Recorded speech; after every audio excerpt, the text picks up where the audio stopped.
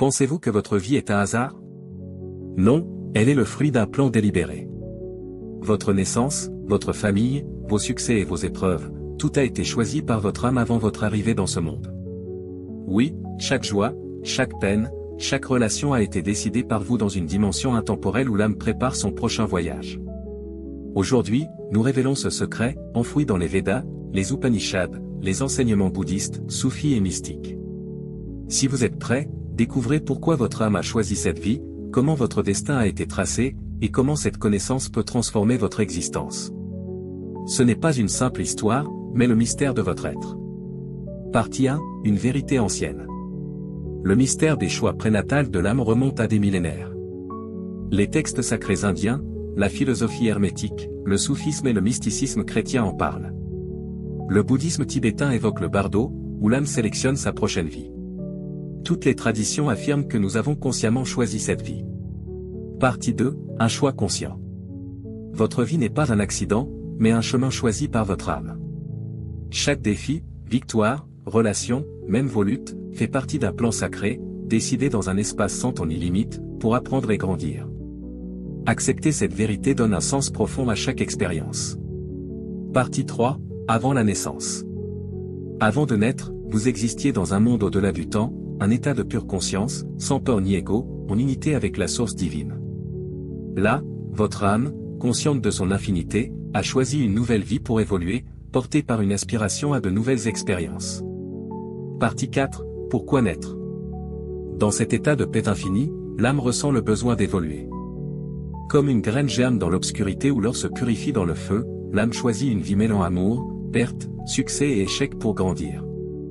Chaque épreuve est une perle dans son chemin d'évolution. Partie 5, le plan prénatal.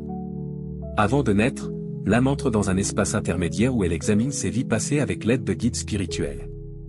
Elle choisit ses parents, son contexte, ses talents et ses défis, créant un schéma flexible où le libre arbitre reste maître. Partie 6, le rôle du karma. Le karma, loi universelle, régit le voyage de l'âme. Chaque action, pensée ou émotion crée une énergie qui revient. Ce n'est pas une punition, mais un enseignant. Votre vie actuelle reflète vos karmas passés, mais vos choix d'aujourd'hui façonnent votre avenir. Partie 7, contrat et groupe d'âmes. Les rencontres de votre vie ne sont pas fortuites. Avant de naître, votre âme a conclu des contrats avec d'autres pour apprendre ensemble. Ces âmes, formant des groupes, jouent divers rôles, amis, famille, ennemis, pour favoriser votre croissance spirituelle. Partie 8, les guides spirituels. Lors du choix d'une nouvelle vie, l'âme est guidée par des êtres spirituels bienveillants. Ils conseillent, rappellent les leçons passées, mais le choix final appartient à l'âme. Sur Terre, ils restent proches, guidant par des signes ou des intuitions. Partie 9, le libre arbitre. Bien que votre vie soit planifiée, vous avez le libre arbitre. Chaque décision, chaque choix entre amour ou peur, façonne votre chemin. Votre avenir n'est pas figé, vous le créez par vos pensées et vos actes, rendant chaque instant une opportunité de croissance. Partie 10, le voile de l'oubli. À la naissance, un voile d'oubli recouvre vos souvenirs prénataux pour permettre une expérience authentique. Ce voile n'est pas une punition, mais un moyen de vivre pleinement chaque émotion et de redécouvrir votre essence à travers les défis. Partie 11, une école matérielle. Le monde matériel est une école où l'âme apprend à travers joie, peine, succès et échec. Les limites du temps, de la mort et des relations nous poussent à trouver notre lumière intérieure, transformant chaque épreuve en leçon. Partie 12, après la mort. Après la mort, l'âme entre dans l'intervie, un espace de repos et de réflexion.